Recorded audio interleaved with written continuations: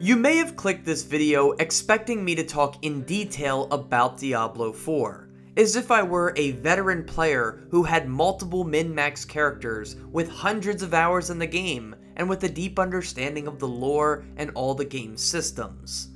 Well, no, I'm not that, not even close really. So allow me to set the frame of reference that informs this video. Starting this YouTube channel has encouraged me to dip my toes into genres that I didn't grow up playing, and I'm really grateful for that. As a result though, sometimes my takes are not as informed as they could be, and I do feel that's the case here. Diablo IV is my first venture into this style of game, isometric dungeon crawling looter action multiplayer RPG, or whatever you want to call it. Upon release, the high scores and heavy praise lured me in like Lilith's Call. After resisting for a few weeks, I caved and I bought the game for PlayStation 5. After waiting painstakingly for it to download, I launched the title and got about 5 minutes into that incredible opening cutscene, mesmerized by the graphics and gore, and then my buddy Donnie showed up and we watched anime for a few hours, so yeah. But then, I returned to Diablo IV and truly got started. As a brand new player, I had no idea what to expect from the class system and how it may affect my playstyle. As I pored over the options of Necromancer, Druid, Barbarian, Sorcerer, and Rogue, I wasn't really sure what to choose. Transforming into a bear sounded cool, as did berserking around as a Barbarian. But ultimately, I decided to play as a Necromancer for my first run. Having an army of like minions or turrets has always been one of my favorite playstyles in games, so a horde of zombies sounded right up my alley. I got started, I spent all of 10 minutes customizing my character's looks, and then I hopped into the world. Immediately, I ran into my first major issue with Diablo IV. Its always online requirement. You see, my internet connection can be a little shoddy at times, and while I managed to keep it stable for 99% of my experience, there were a handful of times where I'd randomly get disconnected from the Wi-Fi and just get booted from the game, losing progress each time. I understand that multiplayer has been a core part of the series since Diablo 2, but for me, personally, the always online requirement was a nuisance, especially playing on a solo adventure and hardly ever running into another player outside of major towns. When that part of the experience meant so little to me, having to be shackled to its requirements was a pain in the ass. Anyway, I randomly disconnected from the internet minutes into the experience and just knew it was going to be a headache throughout. But once everything was set right, I got to exploring, questing, fighting, and looting as the story's prologue unfolded. Everything seemed pretty straightforward. We were a newcomer to Sanctuary, and after getting lost in the woods, on the brink of starvation and death, we stumble into a small town. After doing a favor for these folks, we come to learn of their evil nature. After being incapacitated, a bloodletting ritual connects us to an evil force whose influence corrupted the townsfolk. Lilith, a powerful demonic figure, had come to Sanctuary with an evil plan, and as any hero would do, we stand against her in hopes of defeating her, despite her blood running through our veins. From there, we're set out on a journey to find her, usually coming up just a bit too late, resulting in scenes of the destruction she and her followers have left behind. I'm sure you eventually catch up with her and have a big fight, but to be honest, I did not make it that far. There's 6 acts in the game, but I only made it to the beginning of Act 5 before I found myself too uninterested in the game to continue. Before we get to those reasons though, I do want to highlight the strengths of the game before dipping into why I put the title down. First of all, this is certainly one of the most striking games visually that I've played this year, especially in regards to the texture work. Every environment I explored looked meticulously handcrafted, although that appeal did wane in reused areas, but still. Towns in particular are chock full of detail. Buildings show their age with cracks and crevices, rugs are wrinkled up in abandoned dungeons, showing how uncared for these places have become, and the cloth comprising clothes seems so realistic. It's staggering how much they worked on this to make it feel real. This is also true of the lighting work, which impresses as well. In a world as dark and gloomy as Sanctuary, bright light is rare, but when you do uncover it, the shadow work and lighting effects are absolutely top-notch. It's rare for a game as macabre as this to look as impressive as it does, but there's beauty to be found in the disgusting and grim world found in Diablo IV. Another factor that impressed me, at least as a newcomer, were the RPG elements and build diversity, which you'd expect from a game of this genre. Obviously, there's 5 main classes, but even within them, there appears to be a lot of diversity on how you play them. Just my Necromancer alone had different paths to take. One that focused on blood by siphoning the life from enemies, one that focused on impaling foes with bone, and another that left them in a miasma of darkness. I chose to go down the blood route, as buffing my own health while taking it away from my foes just seemed perfect as a newcomer. Getting that extra healing potential eased my concerns about being a brand new player, especially since my skeleton army could take the brunt of the direct damage.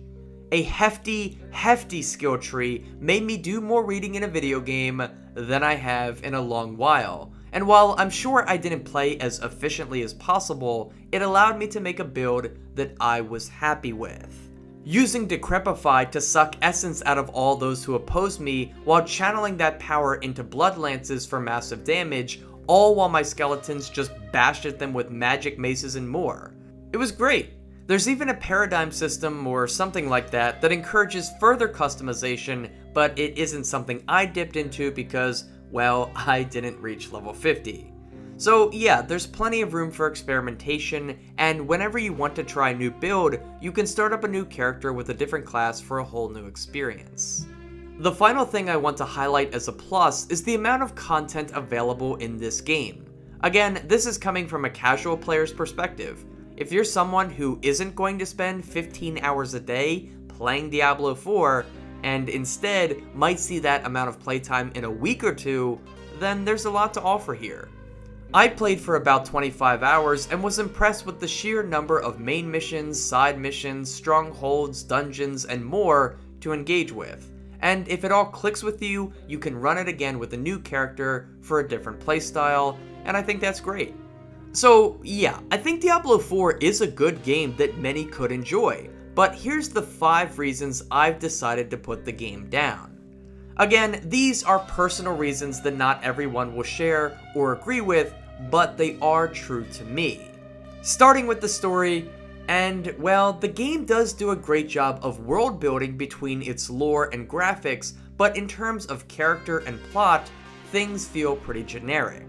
There are recurring characters who you'll venture through Sanctuary with, but I didn't find any of them to be too compelling. But I don't think it's the writing's fault.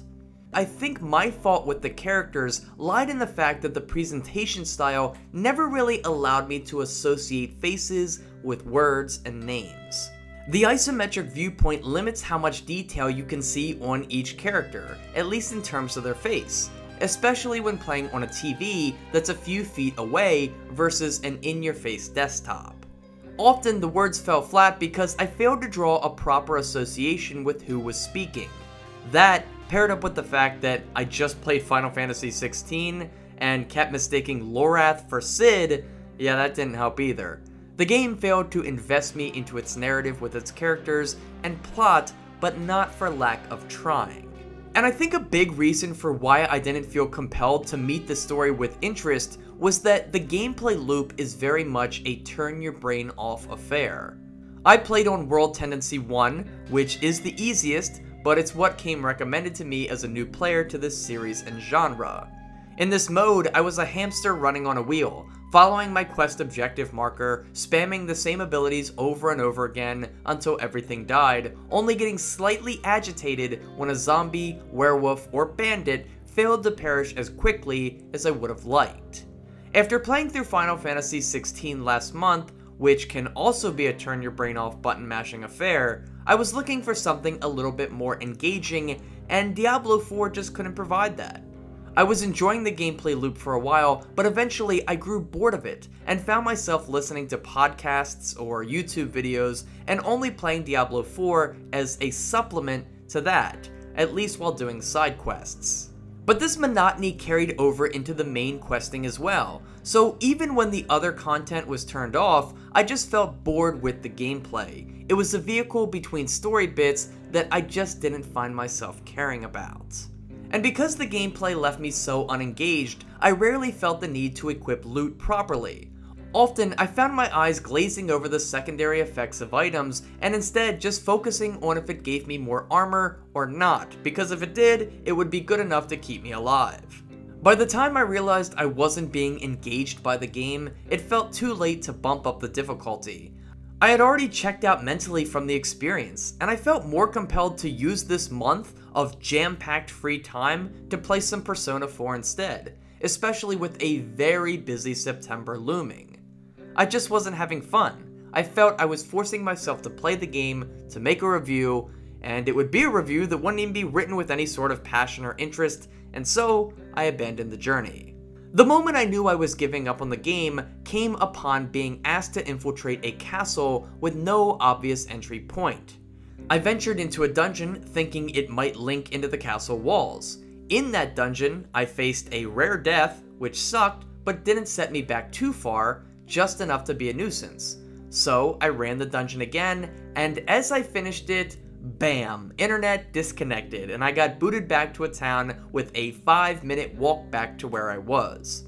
And I said, nope, I'm done. I had reached a point where I was so unentertained by the experience that even asking me to repeat a 5-minute walk and a run in a small dungeon for a third time felt like climbing Mount Everest. I just couldn't be bothered, and so yes, that always online requirement ended up being another reason I quit the game. So yeah, a story that didn't interest me, a gameplay loop that didn't engage me, and an always online requirement were the 3 in-game things that pushed me away. There was a 4th in-game reason, but it's one I'll never encounter since I quit before finishing the campaign. In the months following the game's stellar release window, Blizzard has taken steps to just make the game more grindy and annoying while disempowering players who had unlocked crazy builds. Season passes and in-game microtransactions just screamed get out of there, especially with how the company seemed to be milking and pissing off the player base. It's just something I don't want to deal with anymore. Even just being prompted to make a new character to play in the seasonal realm for seasonal rewards had me rolling my eyes every time I hit that main menu screen. So yeah, Blizzard's bad choices also pushed me away. And it's funny because as I was working on this video, Baldur's Gate 3 officially released to universal positive acclaim, even reaching the #1 highest rated game of the year on Metacritic. While Blizzard was busy destroying Diablo 4's reputation, Baldur's Gate was giving players a similar experience without all the bullcrap, and it's roughly in the same genre. I know they're not quite the same, but it's like, why even play Diablo 4 when there's something out there that respects your time and is just a lot better? So it should come as no surprise that many folks are gonna jump ship to that game. The point of comparison between the two left Diablo 4 in the dust. It made me look at Baldur's Gate 3 and think, oh wait, that's the experience I wanted from Diablo. A single-player RPG with more narrative choice and expression, with more interesting and dynamic gameplay. So why waste my time pushing through Diablo 4, grinding my desire to play a game within this genre to paste, when I can hold out for a much better experience when the console version of BG3 releases in September? It seemed like an easy choice to me, and so that's what I did. These are the reasons I quit Diablo 4. The story didn't grip me, the gameplay bored me, the always online was a nuisance for me in particular, Blizzard was treating the player base poorly, and a much better game of a similar ilk was right on the horizon. Now, this is not to say that Diablo 4 is a trash game. I can see how many have continued to enjoy it despite Blizzard's handling of things, because there are deep options for character building, a beautifully stylized world, thick in lore and atmosphere, and honestly, just a lot of content to grind out if you so choose. But for me personally, I wasn't having fun anymore, and perhaps that's the best reason to give up on a game. Free time is so limited, and if I have to force myself through an experience, I'm better off just doing something I actually enjoy. So, that's why I quit Diablo 4. Alright guys, thanks for checking out this video. I haven't made one of these style of videos since like Dying Light 2 last year, which is a good thing I guess. It means I'm mostly playing games that I'm at least enjoying my time with. Anyway, be sure to let me know your thoughts on this game and if you agree or disagree with my points. As for upcoming content, well, things are gonna get super busy. I'm not sure what games I'll have time to make reviews on, but I plan to play Sea of Stars, Starfield, Baldur's Gate 3, Lies of P, Spider-Man 2, and Persona 5 Tactica to wrap up the year, but I also have Cyberpunk 2077's and Pokemon Scarlet and Violet's DLC, along with Super Mario Wonder on my radar. I will definitely cover Starfield and Spider-Man 2, besides that though, I'm not sure, but there will be videos coming. So if you like what you see in here, feel free to hit that subscribe button. It means the world to me every time I see that number go up by 1. Thank you so much for watching. Please leave a like if you enjoyed the video. Consider subscribing for more. Follow me on Twitter at NopNapNarp. Join our Discord, the link is below. And as always guys, have a nice day and take care.